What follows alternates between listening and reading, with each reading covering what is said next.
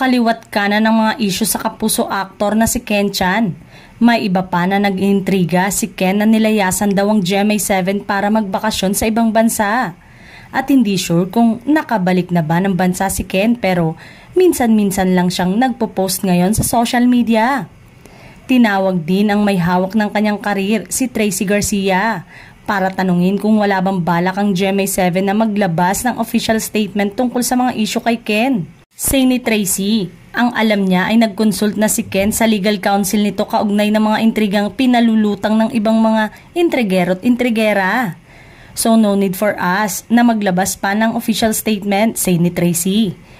Nilinaw rin ni Tracy na nagpaalam sa kanila si Ken bago magbakasyon sa ibang bansa.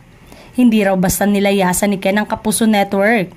Nagpaalam si Ken, June pa lang, sumulat siya at nagpaalam na magbabakasyon. Alam namin na aalis siya so hindi totoong basta na lang siya nawala. May kopya daw sila ng sulat niya so maayos at alam ng GMA ang tungkol sa bakasyon ni Ken, paliwanag ni Tracy. Hindi basta lang umalis ng Pilipinas si Ken at hindi basta nilayasan ng GMA Network para magtago. Na naunang naibalita na kaya raw nawawala ngayon ng GMA artist ay dahil may issue umano mula sa kasosyo nito sa negosyo. May chikang umalis daw ng bansa si Ken pero base sa pahayag.